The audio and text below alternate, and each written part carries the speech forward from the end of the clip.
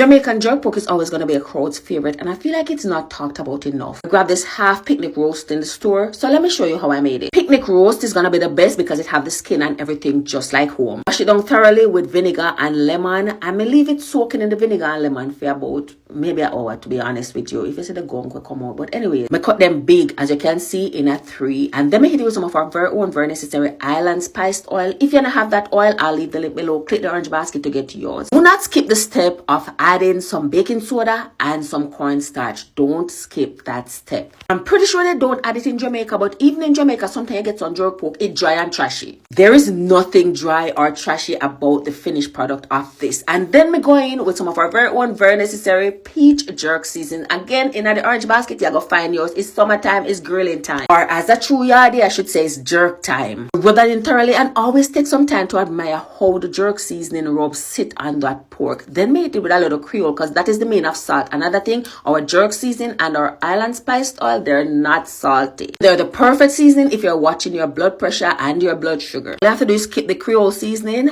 and it's just as delicious. It just has to be less salty. I add the Creole seasoning as a mean of salt and of course seasonings. So I did all that because I was gonna go outside and jerk it the true way, because people like saying to me like, oh, it's not jerk if it's not done in a grill. Shut up. No, it's jerk if we put jerk seasoning on it. And just so you see how windy outside was, I'm gonna show you the tree moving. Now I added some liquid smoke and some Japanese barbecue sauce to the dish where I take everything out. So it having the residual jerk seasoning. I added a little ketchup, a little barbecue sauce, and add some water to whatever was left in my maple syrup bottle and throw it in there. So added some water to this hot pepper bottle. It's Carolina Reaper hot pepper. Throw it in there. Stir everything in, and I divide it in a 2 through half. So I make a little gravy because we want a little sauce because we make some festival. And I put half in a bottle so I can baste this every so often. So as you see, I put the pork pan a baking pan with a grill, and I cover it with foil paper and 400 for 1 hour in the oven. 1 hour later, I take it out and then I start basting with the leftover. And I baste it 3 times within 1 hour for another hour while it was open. Left that open. So we only cover it for 1 hour with the foil paper. After the second hour, we're done baste. Take it out one last time, and I added some of the gravy, the jerk sauce what I made. I added some of it to the top and just sit it back in there for it kind of dry on pan it like I get sticky, kind of like a Barbie jerk. That's pretty much what this was a Barbie jerk pork. It was pretty good. So after I added the sauce to it, I put it back in there on 350 for about 15 minutes. Actually, it was about 10 minutes, 10 to 15 minutes while that gets sticky. And it got sticky, and all I did from there was cut it up, and oh my god, chef is delicious.